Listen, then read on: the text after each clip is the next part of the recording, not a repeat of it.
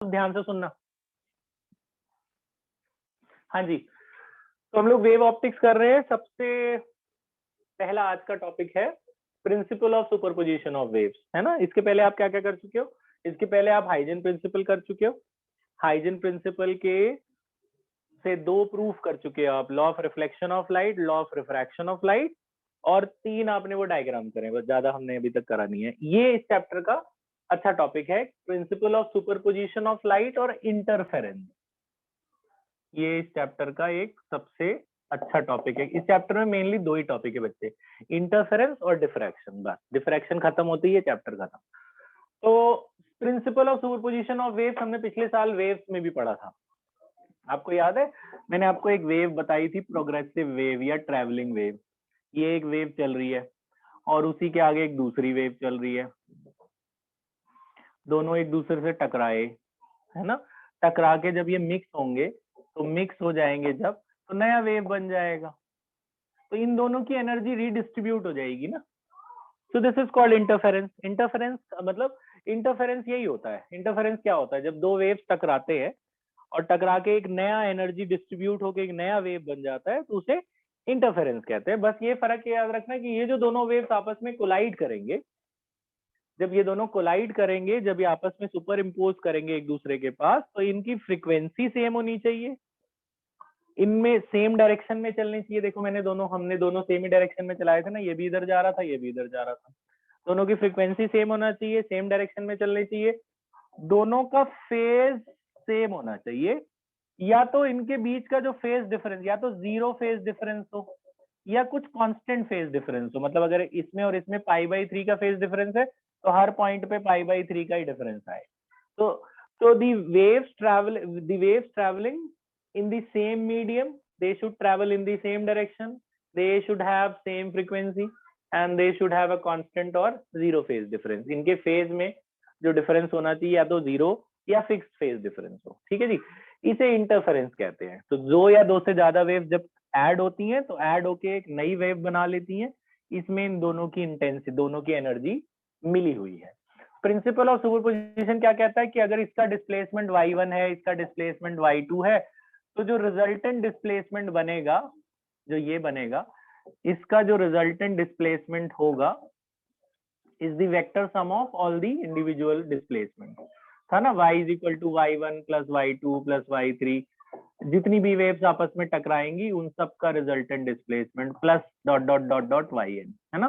तो जो resultant displacement होगा ऑफ ऑल दी वेव्स, तो आप बता देना कि y1 y2 y3 क्या है, ये individual displacement of the waves हैं, ये आप लिख लेना, ठीक है। तो रिजल्टेंट डिस्प्लेसमेंट ऑफ 2 और more waves can be given as y1 plus y2 plus y3। ये सारे डिस्प्लेसमेंट ऐड होके इसे रिप्रेजेंट करेंगे, जो फाइनल वाला वेव बना।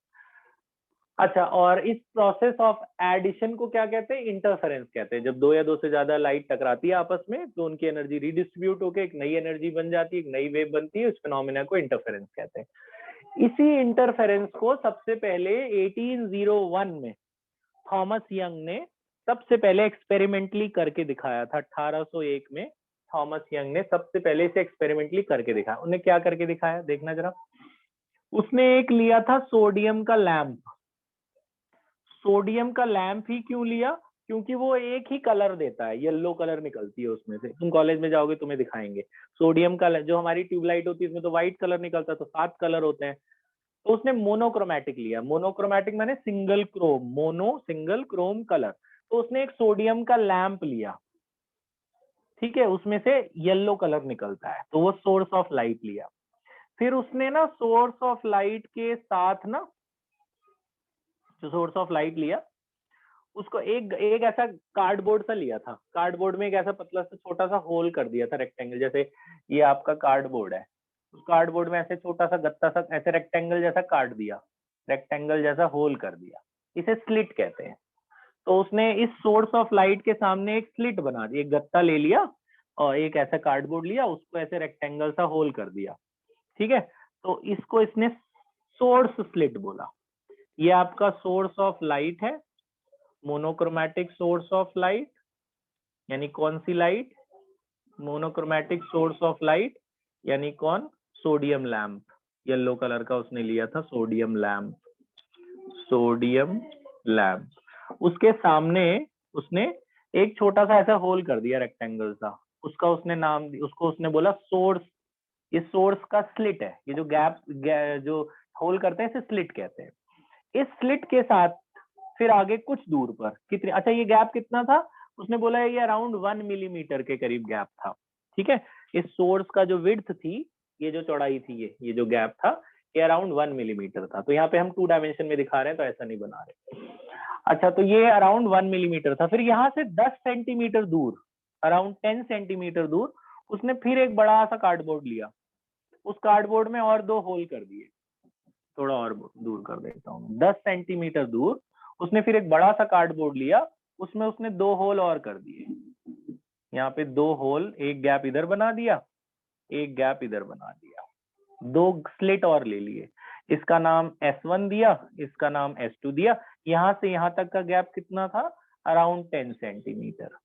और ये जो 2 स्लिट थे, जो 2 होल और किए थे उसने यहाँ और यहाँ गैप, उनका जो विड्थ था अराउंड 0.3 मिलीमीटर था। इसका गैप 0.3 मिलीमीटर, इसका भी 0.3 मिलीमीटर। और जो S1 और S2 था, यहाँ से यहाँ तक का जो गैप था वो अराउंड 2 मिलीमीटर था। समझ रहे हो, ये जो गैप था ये अराउंड 2 मिलीमीटर। ये अप्रोक्सीमेशन है जो उसने उस टाइम पे ली थी। आप याद रखो तो भी ठीक है, नहीं भी याद रखो कोई इतना पूछने नहीं जा रहा, लेकिन आपको पता है तो अच्छा रहता है। अच्छा जी, तो ये लिया उसने सोर्स ऑफ लाइट, उसके सामने एक गत्ता में होल कर दिया, उसका नाम उसने स्लिट दिया। कार्डबोर्ड में होल कर दिया, उसका नाम उसने सोर्स स्लिट बोलते हैं इसे।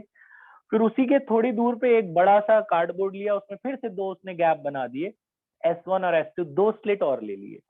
फिर उससे मैंने ये जो सोर्स, ये वाली स्लिट वाला प्लेन है S1 S2, इससे अराउंड 2 मीटर दूर, 2 मीटर के डिस्टेंस पे अराउंड, यहाँ पे उसने एक स्क्रीन रखा। स्क्रीन मतलब एक कोई भी व्हाइट मटेरियल रख दो, कपड़ा रख दो, व्हाइट कपड़ा, ठीक है, जिसमें आपको ऑब्जर्वेशन पता चले।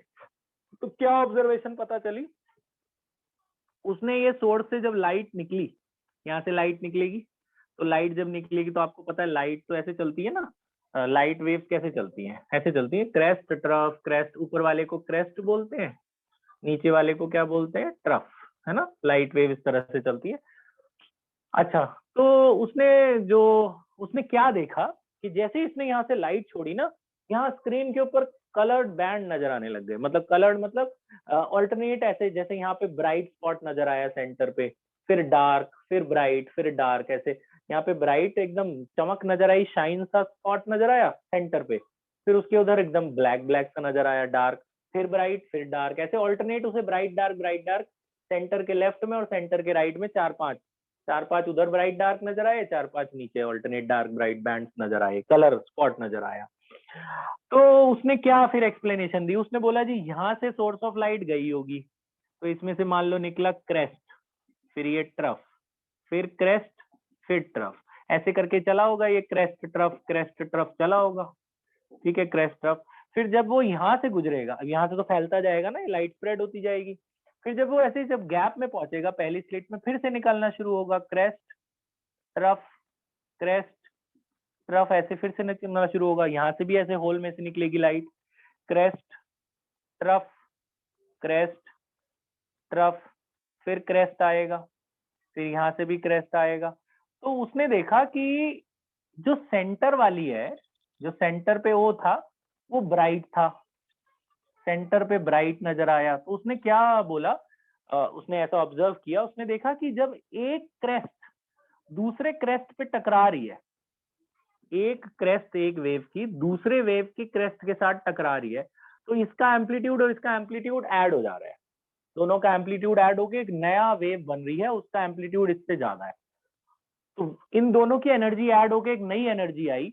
तो यहाँ सेंटर वाले से उसको सेंटर पे ब्राइट नजर आया। कैसे ब्राइट नजर आया, एक क्रेस्ट दूसरे क्रेस्ट से जब टकराया था, दोनों की इंटेंसिटी ऐड हो गई थी, ऐड होके वही लाइट वहां पे दिखाई दे रही थी। फिर उसने देखा कि जब एक का ट्रफ दूसरे के क्रेस्ट से टकरा रहा है, जैसे यहाँ पे देखो ये क्रेस्ट है और ये दूसरे के डॉटेड वाली लाइन यानी ट्रफ है, तब उसमें क्या हो रहा है, उसने ये बोला कि अगर क्रेस्ट क्रेस्ट से टकराएगा, मतलब सेम वाले जब टकराएंगे ना, तो दोनों की एनर्जी ऐड होगी, चाहे क्रेस्ट क्रेस्ट से टकराए, चाहे ट्रफ ट्रफ से टकराए, जब सेम सेम इंटेंसिटी टकराएगी दोनों के एम्पलीट्यूड ऐड हो जाएंगे, ऐड होके एक नई एनर्जी मिलेगी। तो जब सेम सेम वाले टकराए तो वहां पे उसको ब्राइट नजर आया, और जब अलग अलग टकराए मतलब क्रेस्ट ट्रफ से टकराया, तो देखो एक का क्रेस्ट यानी प्लस वाला और एक के ट्रफ से टकराएगा माइनस वाले से, तो प्लस माइनस से एक दूसरे को कैंसिल कर देंगे ना, तो इफेक्ट जीरो आएगा। तो वहां पे उसने देखा कुछ भी नहीं आ रहा, एम्पलीट्यूड ही एक दूसरे को कैंसिल कर गए। तो जब क्रेस्ट और टफ टकरा रहे हैं तो वहां पे उसको डार्क बैंड नजर आ रहे हैं, अंधेरा सा नजर आया उसको। तो ऐसे उसने देखा कि स्क्रीन के ऊपर, फिर आप आगे ले जाओगे, जब आप आगे ले जाओगे तो फिर से देखो यहाँ पे ट्रफ, ये टकराया ना, ट्रफ ट्रफ से टकराया, तो फिर उसको यहाँ पे ब्राइट नजर आया। तो ऐसे ही पहले ब्राइट, फिर डार्क, फिर ब्राइट, फिर डार्क, फिर ब्राइट, ऐसे ही सेंटर के लेफ्ट में भी और सेंटर के राइट में भी ऑल्टरनेट ब्राइट डार्क बैंड नजर आए स्क्रीन के ऊपर। तो उसका मेन क्या था कि इंटरफेरेंस को उसने दिखाया कि जब एक का ट्रफ, ये एक का क्रेस्ट दूसरे के क्रेस्ट से टकरा रहा था या ट्रफ ट्रफ से टकरा रहा था, जब सेम इंटेंसिटी वाले टकरा रहे थे आपस में, जब सुपर इम्पोज कर रहे थे, तो दोनों ऐड होके मैक्सिमम इंटेंसिटी आ रही थी, मतलब सेंटर पे ब्राइट नजर आ रहा था, स्क्रीन के ऊपर ब्राइट बैंड नजर आए। तो जहां जहां ब्राइट है वहां पे सेम सेम वाले टकराए होंगे, यानी कि क्रेस्ट क्रेस्ट से टकराया या ट्रफ ट्रफ से। और जहां पे डार्क बैंड नजर आया तो वहां पे उसने क्या देखा कि भाई ऑपोजिट वाले टकरा रहे थे, इसका ट्रफ उसके क्रेस्ट से टकरा रहा था, तो क्रेस्ट और ट्रफ एक दूसरे को कैंसिल कर रहे हैं, या ट्रफ और क्रेस्ट एक दूसरे को कैंसिल करके दोनों के एम्पलीट्यूड सब्ट्रैक्ट होके हमें जो नई एनर्जी मिल रही है वो कुछ एनर्जी ही नहीं मिल रही, कैंसिल हो जा रहा है, तो इसलिए वहां पे डार्क बैंड नजर आए। तो अल्टरनेट ब्राइट डार्क ऐसे उसको बैंड नजर आए सेंटर के लेफ्ट में और सेंटर के राइट में। तो ये उसने इंटरफेरेंस एक्सपेरिमेंटली इस तरह से करके दिखाया था। ठीक है, पॉज कर दो बेटा, तो ध्यान से सुनना। देखो थोड़ा स्टेटमेंट है वो मैं लिखवा दूंगा। तो टॉपिक है बच्चे expression for resultant intensity of light, resultant intensity of light, है ना। वैसे एक्स्ट्रा क्लास हो नहीं पा रही तो यहीं पे ही थोड़ा थोड़ा लेट कर करके कर लेंगे, कवर हो जाएगा। Expression for resultant intensity of light, ये डेरिवेशन है। वैसे इसके बहुत सारे पार्ट्स हैं डेरिवेशन के, तो जरा ध्यान से सुनना, इसलिए मैंने कहा थोड़ा टाइम लगेगा। तो यहाँ पे आप जब स्टार्ट करना तो 2-3 लाइनें मेरे लिए छोड़ देना, ठीक है। मान लेते हैं, मैंने आपको कल पिछली 11th में बताया था कि SHM की ये इक्वेशन होती है, y is equal to a sin omega t, है ना। सिंपल हार्मोनिक में वेव में मोशन में वेव की ये इक्वेशन होती है। तो मान लेते हैं एक वेव है, उसका डिस्प्लेसमेंट है y1, उसका एम्पलीट्यूड है a, ठीक है। ये वेव है, उसका डिस्प्लेसमेंट है y1 और उसका एम्पलीट्यूड है a, और एक दूसरा वेव है, उसका एम्पलीट्यूड है b, और इन दोनों के फेज में फाई का डिफरेंस है, ठीक है जी। इसका ओमेगा टी है, इसका ओमेगा टी प्लस फाई है। दोनों का हमने ओमेगा सेम रखा है क्योंकि ये हम इंटरफेरेंस कर रहे हैं, इंटरफेरेंस में एंगुलर फ्रीक्वेंसी सेम होती है, but they should have constant phase difference, इसलिए हमने माना कि इनके फेज में फाई का डिफरेंस है। तो let suppose there are two waves whose displacements are y1 is equal to a sin omega t, और दूसरी मानी हमने b sin omega t plus phi। Now अब ये दोनों आपस में टकराए, अब दोनों आपस में सुपर इम्पोज हुए। तो according to superposition principle, according to superposition principle, after interference,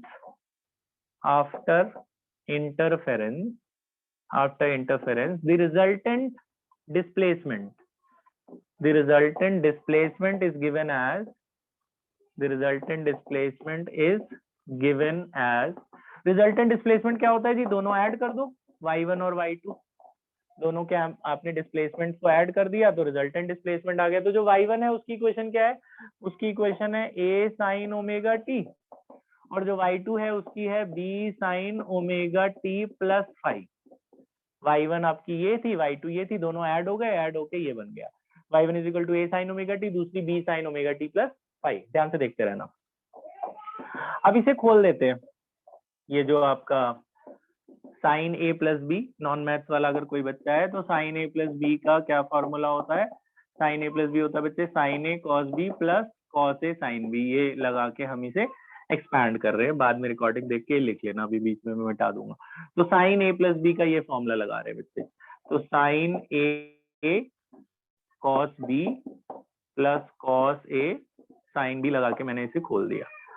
खोलने के बाद ये ब्रैकेट अंदर ले जाते हैं, तो ये बचा ए साइन ओमेगा टी, ये बी अंदर जाएगा, b into this, b into cos phi sine omega t plus b into cos omega t sine phi, ये मैंने ब्रैकेट खोला।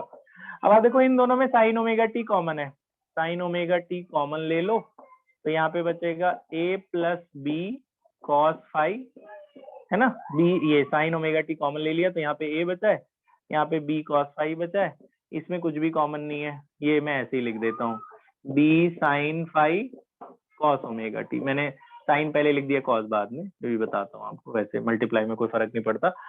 अच्छा जी, अब क्या करना है, जरा यहाँ के बाद एक दो लाइनें याद रखना।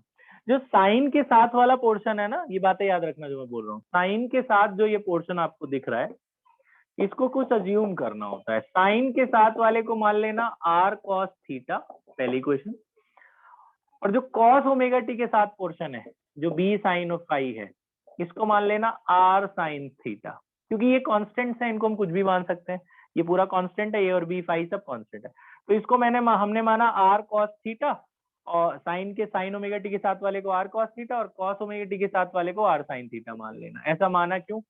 ऐसा इसलिए माना कि अगर इसको हम इसमें सब्स्टिट्यूट कर दे तो ये एसएचएम प्रूफ हो जाएगा। तो अगर हम इसमें इसकी वैल्यूज को डालते हैं, मतलब a plus b cos phi की जगह ये डाल देते हैं, इसको हमने आर कॉस थीटा माना था, तो ये आर कॉस थीटा हो गया, और इन दोनों को हटा के आर साइन थीटा डाल देते हैं, ये आर साइन थीटा हो गया, तो आर कॉमन आ जाएगा, आर कॉमन आके ये बना sine omega t cos phi, phi माना था ना, नहीं थीटा ही था, cos theta plus sine theta cos omega t.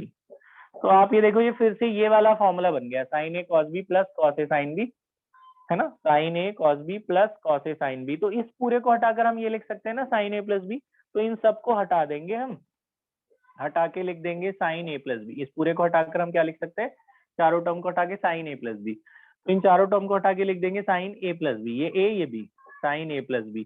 तो ये इससे फायदा क्या हुआ, इससे ये फायदा हुआ कि इससे हमने प्रूफ किया कि एक साइनोसॉइडल वेव, मतलब एक साइन वाला वेव जब दूसरे साइन वाले वेव से टकराता है, तो जो फाइनल आंसर आता है वो भी एक साइन वाला ही बनता है। बेशक उसका एम्पलीट्यूड बड़ा हो जाएगा, दोनों की एनर्जी ऐड होके आ जाएगी, लेकिन आप देखो ये अलग साइन वाला वेव था, ये दूसरा साइन वाला वेव था, जब टकराया तो टकराने के बाद जो नया रिजल्टेंट आया वो भी साइन के फॉर्म में आ रहा है। तो इसके बाद यहाँ पे लिख देंगे therefore the resultant displacement is also in SHM, is also in SHM, वो भी सिंपल हार्मोनिक मोशन में, वो भी पीरियोडिक मोशन दे रहा है। ठीक है जी, अभी बात खत्म नहीं हुई। तो हम डेरिवेशन कर किसके रहे हैं, हम डेरिवेशन कर रहे हैं रिजल्टेंट इंटेंसिटी की। अभी तक हम इंटेंसिटी पे पहुंचे नहीं है, थोड़ी बड़ी डेरिवेशन है, ध्यान से देखना, बस पहुंचने वाले हैं। उसके बाद क्या करना, इसमें रिजल्टेंट एम्पलीट्यूड भी आएगा, फिर आएगी इंटेंसिटी। इन दोनों इक्वेशन को, जो फर्स्ट और सेकेंड इक्वेशन है, इनको स्क्वायरिंग एंड एडिंग करते हैं, squaring and adding equation 1 and 2। ये जो दोनों इक्वेशंस हैं, इनको स्क्वायर करके ऐड करेंगे दोनों तरफ, मतलब इधर भी दोनों तरफ ऐसे स्क्वायर लगाना है, और इधर भी दोनों तरफ स्क्वायर लगा के ऐड कर देना, वो मैं वहां लिख रहा हूँ। तो a plus b cos phi का होल स्क्वायर, इसका एलएचएस का स्क्वायर एलएचएस स्क्वायर से, आरएचएस का आरएचएस से, this square plus this square, b square sine square phi, और इसका स्क्वायर इसके स्क्वायर से, r square cos square theta plus r square sine square theta, r square cos square theta, ध्यान से देखते रहना, plus r square sine square theta. इसे खोलो, a plus B whole square लगा के, तो जाएगा A square plus B square plus 2ab, और ये तो ऐसा का ऐसा ही रहा। यहाँ से देखो आर स्क्वायर कॉमन है, तो ये बचेगा cos square plus sine square, ये 1 हो गया, sine square plus cos square, यहाँ पे साइन स्क्वायर कॉस स्क्वायर 1 हो गया। आप देखो इसके सेकंड और लास्ट में बी स्क्वायर कॉमन है, बी दूसरे और आखिरी वाले में, तो ये स्क्वायर ऐसे रहने दो, इन दोनों में से बी स्क्वायर कॉमन ले ले रहा हूँ। तो यहाँ पे बचेगा कॉस स्क्वायर फाई और वहां पे बचेगा sine square phi plus 2ab cos phi को ऐसे ही लिख देता हूं मैं। ये भी 1 हो गया ना, sine square plus cos square 1 होता है, तो ये वाला भी 1 हो गया प्लस 2ab कॉस फाई। तो ये बच्चे ये आर स्क्वायर का फॉर्मूला आ गया। इसको मैं अगर सीधा लिख दूं तो आप ऐसे लिख देना, resultant amplitude r is equal to, यहाँ से स्क्वायर हटाएंगे रूट लग जाएगा, तो ये रिजल्टेंट एम्पलीट्यूड का फॉर्मूला है A square plus B square plus 2ab cos phi. ठीक है जी, ये तो रिजल्टेंट एम्पलीट्यूड आ गया। अब बस हम 2-3 लाइन दूर है, हमें चाहिए रिजल्टेंट इंटेंसिटी। हम एम्पलीट्यूड पे पहुंच चुके हैं, इंटेंसिटी कैसे निकलेगी, रिजल्टेंट इंटेंसिटी कैसे निकलेगी? तो आपको एक बात बताता हूँ, इंटेंसिटी जो होती है बच्चे, इंटेंसिटी का मतलब होता है कितना एनर्जी पर सेकेंड पर यूनिट एरिया पे पड़ता है, उसे इंटेंसिटी कहते हैं। तो इंटेंसिटी, ये याद रखना, intensity is directly proportional to amplitude का स्क्वायर। इंटेंसिटी एम्पलीट्यूड के स्क्वायर के प्रोपोर्शनल होती है। इसको थर्ड इक्वेशन मान लेना। इंटेंसिटी किसके प्रोपोर्शनल होती है? एम्पलीट्यूड के स्क्वायर के। तो ये जो ये रिजल्ट, ये आर है, ये भी तो एम्पलीट्यूड है। तो अगर मैं कहूं कि एम्पलीट्यूड स्क्वायर को हम ऐसे भी तो लिख सकते हैं कि भाई एम्पलीट्यूड का स्क्वायर किसके प्रोपोर्शनल होता है? इंटेंसिटी के। तो जो a1 स्क्वायर है, जब प्रोपोर्शनैलिटी हटाएंगे तो k आ जाएगा ना। तो एम्पलीट्यूड ए स्क्वायर को मान लेना KI1, बी स्क्वायर एम्पलीट्यूड का स्क्वायर इंटेंसिटी के बराबर है, प्रोपोर्शनैलिटी आते तो k आ जाता है। ए स्क्वायर को मान लेना KI1, ये मान लेना है, let a square equal to KI1, b square बराबर KI2। इसका एम्पलीट्यूड अलग है, इसका अलग है, तो इसका एम्पलीट्यूड इसके इंटेंसिटी के बराबर होगा और इसका एम्पलीट्यूड इसके इंटेंसिटी के बराबर होगा। तो ए स्क्वायर को KI1 मान लेना, बी स्क्वायर को KI2 मान लेना, और जो आर स्क्वायर है उसे KI मान लेना, वो रिजल्टेंट इंटेंसिटी है। इनकी वैल्यू यहाँ पे पुट करो इक्वेशन नंबर 3 में, फाइनल आंसर आएगा। इक्वेशन 3 में डाल रहा हूं मैं, देखो, ए स्क्वायर की जगह KI1, बी स्क्वायर की जगह KI2, यहाँ पे है सिर्फ ए। अगर ए स्क्वायर KI1 है तो ए किसके बराबर होगा? स्क्वायर हटाओगे रूट KI1 के, तो ए की वैल्यू यहाँ से निकाल के इसमें डालो, तो ए की वैल्यू होगी रूट, बाहर 2 तो है ही, ए नहीं लिखूंगा मैं, ए की जगह ये डालूंगा रूट KI1, और बी की वैल्यू यहाँ से डालेंगे तो रूट KI2, बाहर कॉस फाई लगा हुआ है, और जो आर स्क्वायर है, आर स्क्वायर को हमने KI माना था, उसकी जगह KI डाल दो। अब आप जरा देखो, ये k इंटू के रूट में k स्क्वायर हो जाएगा, k स्क्वायर रूट से बाहर आके k बन जाएगा। और देखो इन सब में k कॉमन है, ये भी k स्क्वायर होके बाहर आके k ही बन जाना ना, k कॉमन ले लो, तो बचा I1 plus I2 plus 2 root, इनको अंदर ले जाओ, 2 रूट I1 I2, मैंने k स्क्वायर बाहर आके k बना था, वो k मैंने कॉमन ले लिया, इज इक्वल्स टू KI, तो k से k कट गया। तो ये जो I का फॉर्मूला आया, इसे ही रिजल्टेंट इंटेंसिटी का फॉर्मूला कहते हैं। रिजल्टेंट इंटेंसिटी अगर आए आपका पेपर में, तो यहाँ तक डिराइव करना, I1 plus I2 plus 2 root, साथ में एक cos फाई भी लगाए बाहर, plus 2 root I1 I2 cos phi, ये आपका रिजल्टेंट इंटेंसिटी का फॉर्मूला है। एक तो रिजल्टेंट इंटेंसिटी यही खत्म हो गई। ठीक है, नोट, ये तुम्हारे लिए नोट, एक फॉर्मूला, यहाँ से हम 3 छोटे छोटे फॉर्मूले और बना सकते हैं। अगर इनको डिवाइड कर दें, इनको ए स्क्वायर और बी स्क्वायर को, तो यहाँ के कट जाएगा, तो I1 बाय I2 आ जाएगा ना बच्चे। तो एक ये भी फॉर्मूला है, इंटेंसिटी का रेशियो एम्पलीट्यूड के स्क्वायर के बराबर, ये बड़ा काम आता है न्यूमेरिकल में, इंटेंसिटी का रेशियो एम्पलीट्यूड के स्क्वायर के बराबर, एक बात। दूसरी बात, एक होती है जी मैक्सिमा, फॉर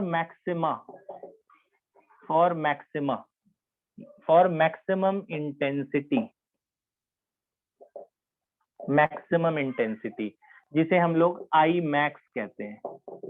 मैक्सिमम, अगर इसे मैक्सिमा होना है तो कॉस पे डिपेंड करे। देखो ए फिक्स है, बी फिक्स है, कॉस ऊपर नीचे होगा तो मैक्सिमा मिनिमम। कॉस की सबसे बड़ी वैल्यू होती है 1, तो कॉस की सबसे बड़ी वैल्यू को अगर 1 कर दें, अगर मैं कॉस को 1 कर दूं, अगर मैं कॉस हटा दूं कि वैल्यू 1 है, तो आप देखो ये ए स्क्वायर बी स्क्वायर 2ab नहीं बन गया, ये a प्लस बी का होल स्क्वायर बन गया ना।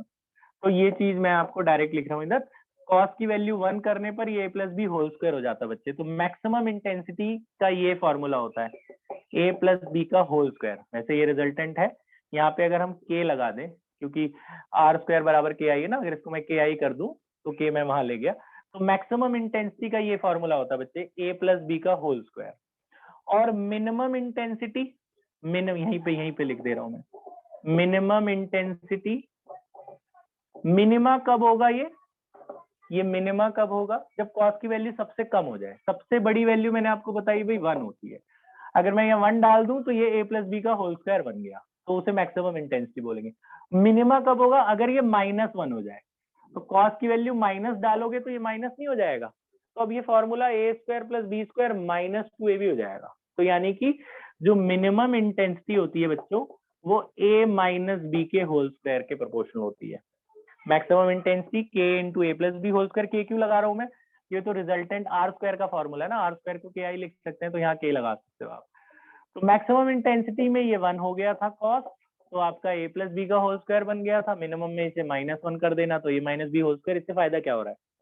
अब अगर इनको डिवाइड करें आई मैक्स अपॉन आई मिन, मैक्सिमम और मिनिमम का ना रेशियो भी पूछते हैं, तो अगर इनको डिवाइड करें तो के कट जाएगा, तो बचा क्या? a प्लस बी का square divided by a minus b का स्क्वायर। तो ये भी एक फॉर्मूला है जो आपको याद रखना है। तो आपको यहाँ पे 2 फॉर्मूले बताए।